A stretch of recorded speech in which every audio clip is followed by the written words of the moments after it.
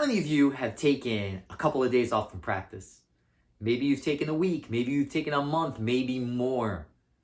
And you go and you finally say, no, today is the day I'm going to practice. And you're excited. And then this happens.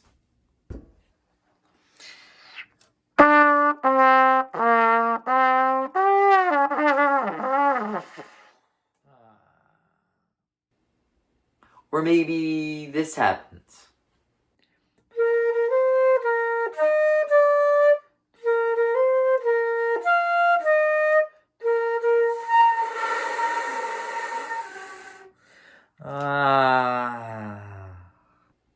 And if that's not bad enough, maybe this happens.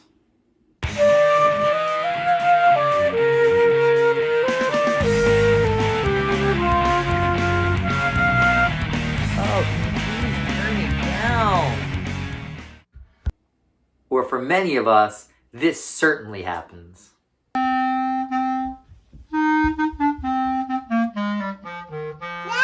play with me!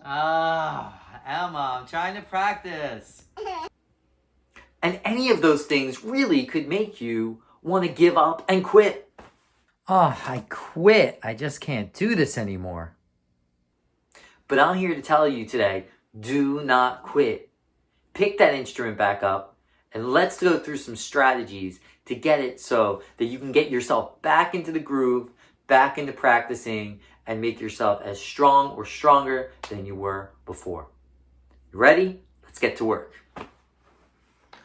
So the first thing I do when it's been a little bit since I've picked up my instrument, no matter what instrument it is I start off by just playing slow. And I know that's so obvious, but it's so hard to do. Because for most of you, the first thing you want to do is pick up your instrument and go as fast as you can, or play the hardest song that you've ever practiced. But that's not going to work. Everything's a little out of sync. Your muscles are a little weak from not playing for a little bit. Your hands are not there. So get some long tones going.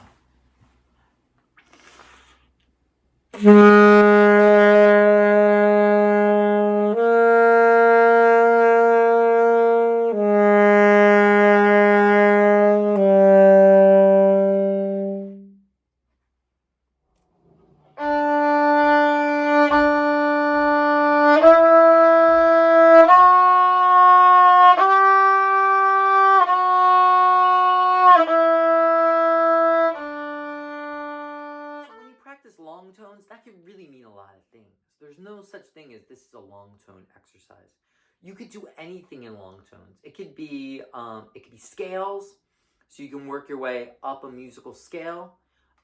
You can work a certain pattern. You could pick random notes low and high and see how long you could hold them out. But really the key is that you're holding things out long. So even taking a simple melody like a Twinkle Twinkle Little Star and doing it in long tones.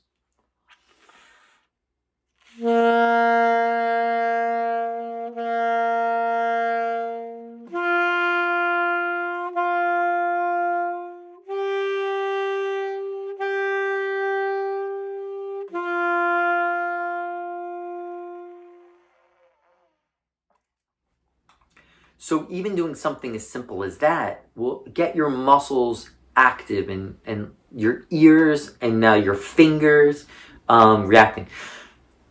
Once I've done some long sounds, the next thing I want to start doing is start moving the range of my instrument.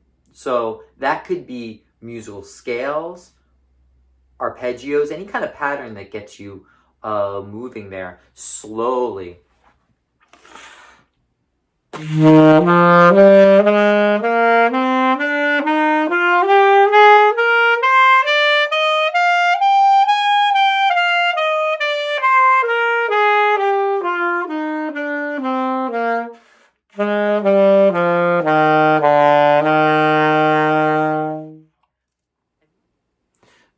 The next thing I do, once I've warmed up a little bit, and again, for everybody this could be different. For me, that might be 20 or 30 minutes of just doing long tones and getting my fingers going.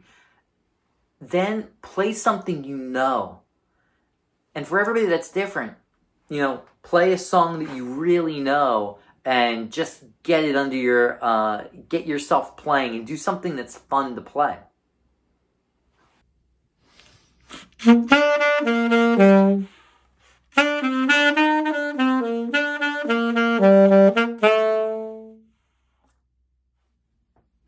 So play something fun that you know. And again, for everybody that might be different. It could be, a pop song that you really like. It could be for beginners. It could be Twinkle Twinkle Little Star, Mary Had a Little Lamb. Play something really, really easy that you know you can play well. Another thing I really recommend is practice with a metronome. A metronome will keep you grounded. It will work on your internal time and feel. So working with a metronome is something I try to do no matter always when I'm practicing, but certainly when I haven't played for a while.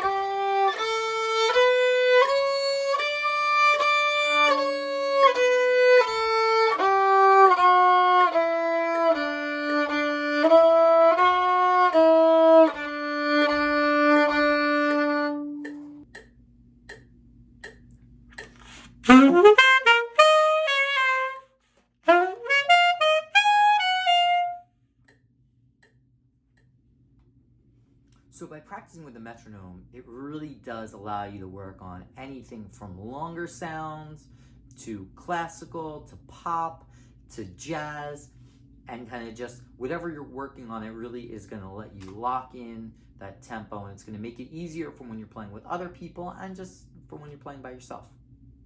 Another super important thing when you're practicing when it's been a while is repetition.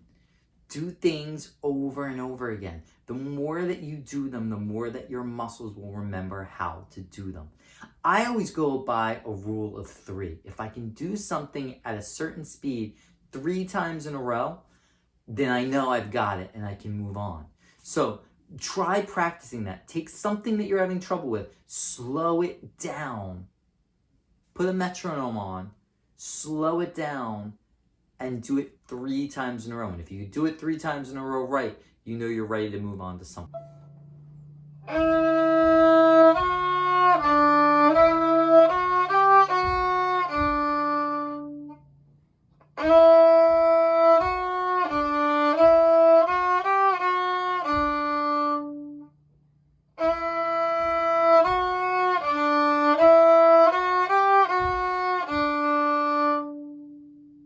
The other thing that's super important is very small groups of notes. So get out of the habit of starting at the beginning of a song and going to the end. Because ultimately we know that not every note in the song, not every measure of a song is going to be hard for you. It's going to be little chunks. So find those little chunks that are difficult for you and practice those spots. And make a note to yourself that that's where you want to start.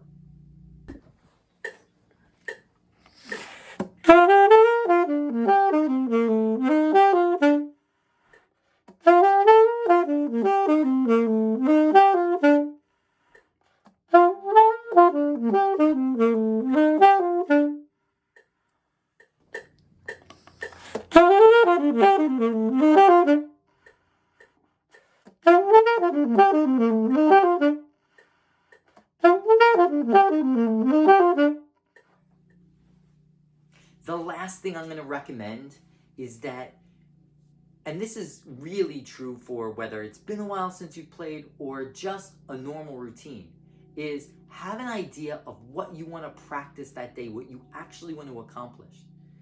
Sometimes when we pick our instrument up and we don't have a plan, we aimlessly play for a few minutes and then we don't know what to do and we get frustrated and we put it down.